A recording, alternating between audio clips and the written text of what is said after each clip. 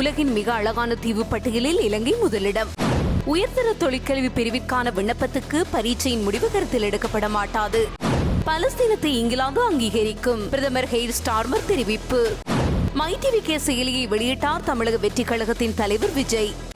2025 ஆண்டிற்கான உலகின் மிக அழகான தீவு பட்டியலில் இலங்கை முதலிடத்தை பெற்றுள்ளது. உலகளாவிய பயண வலைத்தளமான பிக் 7 டிராவல் ஆண்டுதோறும் வெளியிடும் உலகின் மிக அழகான 50 தீவுகள் குறித்த அறிக்கையின்படி இது தெரிவிக்கப்பட்டுள்ளது. உலகெங்கிலும் உள்ள இடங்களை கொண்ட இந்த பட்டியல் 2025 ஆண்டில் தனித்துவமான தீவு அனுபவங்கள் ஈர்ப்புகளை எடுத்து காட்டுகிறது. பிக் 7 டிராவல் ஆசிரியர் குழு சமூக ஊடகங்களில் உலகின் பயண இடங்களின் புகழ் 2025 ஆண்டில் பயணிகளின் கவனத்தை ஈர்க்கும் இடங்கள் ஆகியவற்றின் அடிப்படையில் மதிப்பெண் அளிக்கப்பட்டு இந்த பட்டியல் தொகுக்கப்பட்டுள்ளது.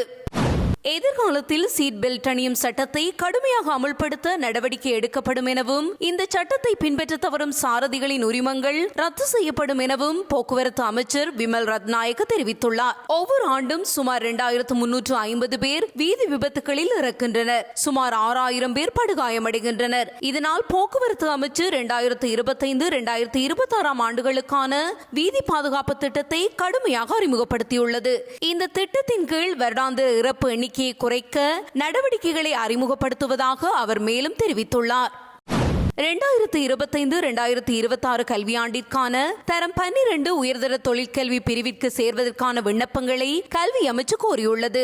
தொழிற்கல்வி பிரிவுக்கு சேர்வதற்கான பாடசாலைகளின் பட்டியல், தொழிற்கல்வி துறைகள் உள்ளிட்ட தகவல்கள் கல்வி அமைச்சின் இணையதளத்தில் சிறப்பு அறிவிப்புகளின் கீழ் வெளியிடப்பட்டுள்ளன.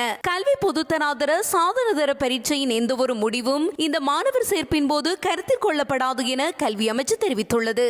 இதன் மூலம் மாணவர்கள் 12ஆம் 13ஆம் பாடசாலை கல்வியை தொடரவும் இலங்கை அல்லது சர்வதேச அளவில் அங்கீகரிக்கப்பட்ட தொழிற்கல்வி தகுதியை பெறவும் வாய்ப்பு அளிக்கப்படுகிறது. 2024-2025 அல்லது கடந்த 2 ஆண்டுகளுக்குள் சாதாரணதர தேர்வுக்கு தோற்றிய மாணவர்கள் தொழிற்கல்வி பிரிவுள்ள பாடசாலைகளில் விண்ணப்பிக்கலாம் என தெரிவிக்கப்பட்டுள்ளது.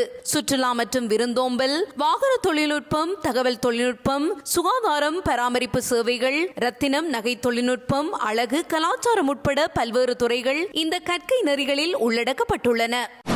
வாட்ஸ்அப் செயலியூடாக போலி அழைப்புகள், குறுஞ்செய்திகளை அனுப்பி பயனர்களின் வாட்ஸ்அப் கணக்குகளை அங்கீகரிக்கப்படாத முறையில் அணுகுவது தொடர்பான மோசடி பரிவர்த்தனைகள் குறித்த அதிக எண்ணிக்கையிலான முறைப்பாடுகள் பதிவாகி வருவதாக குற்றப்புலனாய்வு பிரிவு தெரிவித்துள்ளது.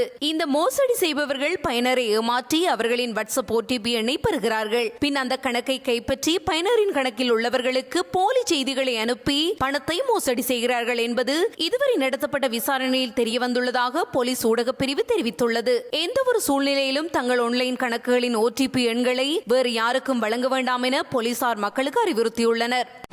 இலங்கையில் நடைபெற்ற மிஸ் டீன் டூரிசம் போட்டியில் முதலிடம் வென்ற அஞ்சனா ஹீனடிகல பிலிப்பைன்ஸில் நடைபெறவுள்ள மிஸ் டீன் டூரிசம் போட்டியில் பங்கு பெற்றுவதற்காக இன்று புதன்கிழமை பிலிப்பைன்ஸுக்கு புறப்பட்டுள்ளார். அஞ்சனா ஹீனடிகல கட்டுநாயக்க விமான நிலையத்திலிருந்து ஏர் ஏசியா விமானம் AK-46 ஊடாக தாய்லாந்துக்கு சென்று பின்னர் அங்கிருந்து பிலிப்பைன்ஸுக்கு செல்லவுள்ளதாக தெரிவிக்கப்பட்டுள்ளது. எதிர்வரும் ஆகஸ்ட் மாதம் 8ஆம் தேதி மிஸ் டீன் டூரிசம் போட்டியின் இறுதிச் சுற்று பிலிப்பைன்ஸில் உள்ள மணிலா நகரத்தில் நடைபெறவுள்ளது. 40 நாடுகளிலிருந்து போட்டியாளர்கள் பங்கு பெற்றுள்ளனர். மை டிவி என பெயரிடப்பட்ட உறுப்பினர் சேர்க்கைக்கான செயலியை தமிழக வெற்றி கழகத்தின் தலைவர் விஜய் வெளியிட்டுள்ளார். தமிழக சட்டசபை தேர்தலுக்கு இன்னும் சில மாதங்களே உள்ள நிலையில் அதனை சந்திக்க தென்னிந்திய பிரபல நடிகர் விஜய் தலைமையிலான தமிழக வெற்றி கழகம் தீவிரமாக இறங்கியுள்ளது. கட்சிக்கு புதிய உறுப்பினர் சேர்க்கை பணியை விரைவுபடுத்த மை டிவி என பெயரிடப்பட்ட உறுப்பினர் சேர்க்கைக்கான செயலி சென்னை பனையூரில் உள்ள கட்சியின் தலைமை அலுவலகத்தில் அறிமுகப்படுத்தப்பட்டுள்ளது. செயலியை தொடங்கி வைத்த பின் ஒரே குடும்பத்தைச் சேர்ந்த 3 தலைமுறையினருக்கு உறுப்பினர் அடையாள அட்டையை விஜய் வழங்கி வைத்துள்ளார். காசாவில் நிலவும் பயங்கரமான சூழ்நிலையை முடிவுக்கு கொண்டுவர இஸ்ரேல் கணிசமான நடவடிக்கைகளை எடுக்காவிட்டால் செப்டம்பர் மாதத்தில் பலஸ்தீனத்தை ஒரு நாடாக ஐக்கிய ராஜ்யம் அங்கீகரிக்கும் என பிரிட்டிஷ் பிரதமர் ஹெய்ர் ஸ்டார்மர் செவ்வாயன்று தெரிவித்தார். காசாவில் போர் நிறுத்தம், மேற்கு கரையில் பிரதேசத்தை இணைப்பதை நிறுத்துவதற்கான உறுதிமொழி, இரு நாடுகள் தீர்வை உள்ளடக்கிய ஒரு அமைதி செயல்முறையை நோக்கி செயல்படுவதற்கான உறுதிமொழி உள்ளிட்ட பல நடவடிக்கைகளை இஸ்ரேல் எடுக்காவிட்டால் செப்டம்பர் மாதம் நடைபெறும் ஐக்கிய நாடுகள் பொதுச்சபை சபையில் பலஸ்தீனத்தை ஒரு நாடாக இங்கிலாந்து அங்கீகரிக்கும் என பிரிட்டிஷ் பிரதமர் தெரிவித்தார். இதற்கிடையில் ஹமாஸ் பயங்கரவாதிகளுக்கு எங்கள் செய்தி மாறாதது மற்றும் தெளிவானது. அவர்கள் உடனடியாக அனைத்து பணைய கைதிகளையும் விடுவிக்க வேண்டும், போர் நிறுத்தத்தில் கையெழுத்திட வேண்டும், நிராயுதபாணியாக்க வேண்டும், காசா அரசாங்கத்தில் அவர்கள் எந்த பங்கையும் வகிக்க மாட்டார்கள் என்பதை ஏற்றுக்கொள்ள வேண்டும் என ஸ்டார்மர் தெரிவித்தார். 5 நாட்கள் வன்முறை மோதல்களுக்கு பிறகு செவ்வாய்க்கிழமை அமலுக்கு வந்த போர் நிறுத்தத்தை மீறியதாக கம்போடியா முன்பு மறுத்துள்ளது. எல்லை தாண்டிய போரை முடிவுக்கு கொண்டு வருவதற்காக கம்போடியா ஒரு போர் நிறுத்த ஒப்பந்தத்தை அப்பட்டமாக மீறியதாக தாய்லாந்து குற்றம் சாட்டியுள்ளது.